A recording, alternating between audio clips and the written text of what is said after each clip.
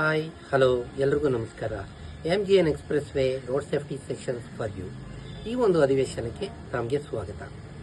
ಪ್ರಾದೇಶಿಕ ಸಾರಿಗೆ ಕಚೇರಿಗಳು, RTO ಸೇವೆಗಳು ಅಂದ ತಕ್ಷಣ ಎಲ್ರಿಗೂ ವಾಹನವನ್ನು ನೋಂದಣಿ ಮಾಡಿಸ್ಬೇಕು, ನನ್ನ ಹೆಸರು ಟ್ರಾನ್ಸ್ಫರ್ ಮಾಡಿಸ್ಕೋಬೇಕು, ನನಗೊಂದು DL ಮಾಡಿಸ್ಕೊಳ್ಬೇಕು ಅಂತ ತಕ್ಷಣ ಮನಸ್ಸು ಬರುತ್ತೆ. ಆದರೆ RTO ಆಫೀಸು ಅದರ ಕೆಲಸ ಕಾರ್ಯಗಳು ಅಂತಂದರೆ ಸರ್ವೇ ಸಾಮಾನ್ಯವಾಗಿ ಎಲ್ಲರಿಗೂ ಒಂದು ಪೂರ್ವಾಗ್ರಹ. ಈ ಪೂರ್ವಾಗ್ರಹಕ್ಕೆ ಕಾರಣ ಏನು? ನಿಜವಾಗಿಯೂ ಈ ಪೂರ್ವಾಗ್ರಹದ ಅವಶ್ಯಕತೆ ಇದೆಯೇ?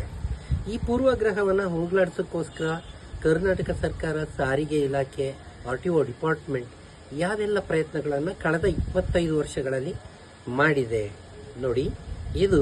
ಈ ವಿಷಯವನ್ನು ತಾವು ತಿಳಿದುಕೊಳ್ಳಲೇಬೇಕು. ಯಾವುದೇ ಆಗಲಿ ಒಂದು ವಿಷಯವನ್ನು ತಿಳಿದುಕೊಂಡ ನಂತರ ಅದರ ಬಗ್ಗೆ ಪ್ರತಿಕ್ರಿಯಿಸೋದು ಸರಿಯಾದ ಕ್ರಮ. RTO ಆಫೀಸ್ಗಳ ಬಗ್ಗೆ ಇರತಕ್ಕಂಥ ಒಂದು ಪೂರ್ವಗ್ರಹವನ್ನು ತೊಡೆದು ಹಾಕುವ ನಿಟ್ಟಿನಲ್ಲಿ ಇಂದು ಸಂಜೆ ದಿನಾಂಕ 28/8/2025 ಈ ಸಂಜೆ 6 ಗಂಟೆಗೆ ಸರಿಯಾಗಿ MGN expressway road safety sessions for you ಇದರ ಅಧಿವೇಶನದಲ್ಲಿ ನಾನು ನಿಮ್ಮನ್ನು ಭೇಟಿಯಾಗ್ತೇನೆ. ನೆನಪಿರಲಿ, ಇದು ತಾವು ಆಲೋಚಿಸುವ ಸಮಯ, ಎಲ್ಲವನ್ನು ತಿಳಿದುಕೊಳ್ಳಬೇಕಾದಂಥ ಸಮಯ. ಬರ್ತಿರಲ್ಲ? Thank you.